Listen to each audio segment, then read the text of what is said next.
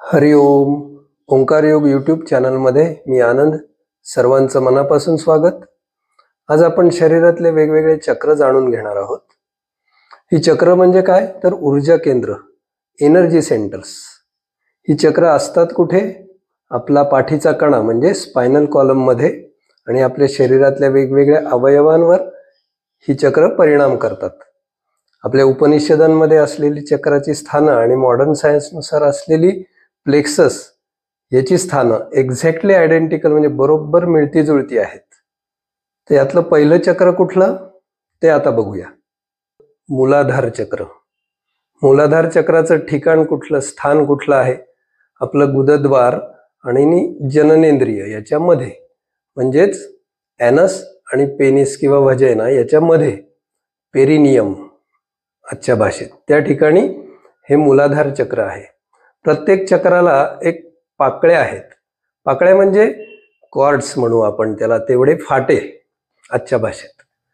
तर ह्या मूलाधार चक्राला पाकळ्या आहेत 4, ज्याला आजच्या भाषेत टर्मिनल्स म्हणू आपण. आणि या चक्रांना एक रंगची संकल्पना दिली आहे की जी आजच्या मॉडर्न सायन्समध्ये रंगांची संकल्पना नाही आहे, पण आपल्या ऋषीमुनींनी जे काही चक्रांचे ध्यान करण्यासाठी ते सोयीचं व्हावं म्हणून ती रंगांची संकल्पना दिली असावी असं वाटतं. तर ह्या मूलाधार चक्राचा रंग लाल आहे असं मानलं जातं. आणि या मूलाधार चक्राचा परिणाम कशा कशावर होतो?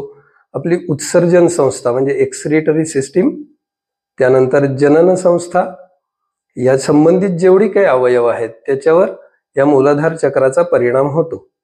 तर या चक्राचं संतुलन बिघडलं तर काय होणार? तर ह्या मगाशी सांगितलेल्या जेवढे अवयव आहेत, जी इंद्रिय आहेत, त्यांच्या कार्यावर त्याचा परिणाम होणार.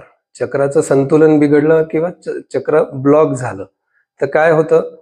आपल्याला आपलं म्हणजे गुदाशय, मूत्राशय, त्यानंतर प्रोस्टेट ग्रंथी पुरुषांच्या बाबतीत, स्त्रियांच्या बाबतीत गर्भाशय, अंडाशय, ह्या सगळ्या अवयवांच्या कार्यावर त्याचा विपरीत परिणाम होऊ शकतो. तसंच प्रत्येक चक्र काही वेगवेगळ्या भावनांशी निगडीत आहे. तसं हे मूलाधार चक्र आपल्या मूलभूत भावनांशी, की उदाहरणार्थ भीती, सुरक्षा, धैर्य या भावनांशी निगडीत आहे. जगण्याची प्रेरणा, लिव्हिंग इन्स्टिंक्ट याच्याशी निगडीत आहे. त्यामुळे हे चक्र जर आपलं ब्लॉक झालं किंवा असंतुलित झालं तर माणूस भित्रा होईल, धैर्य हरवून बसेल, निराशा दाटून येईल, त्याला डिप्रेशनमध्ये जाईल, अशा अनेक गोष्टी त्रास त्याला होऊ शकतात.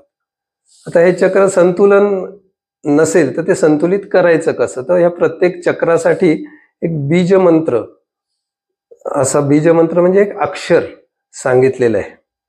तर मूलाधार चक्रासाठी बीजमंत्राचं अक्षर कोणतं आहे? लम. लवर अनुस्वार, लम. आणि हे चक्र संतुलित करण्यासाठी ही चक्राची साधना, या बीजमंत्राची साधना करायची. ती कशी करायची? तर ह्या बीजमंत्राचा वारंवार उच्चार करायचा.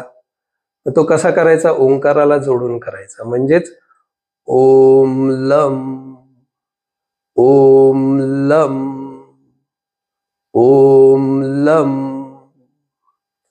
अशा पद्धतीने बीजमंत्राची साधना दररोज किमान 5 मिनिटं केली आणि असं सलग अनेक दिवस ही साधना केल्यानंतर तुम्हाला या चक्राचं संतुलन साधण्यास निश्चित मदत होते.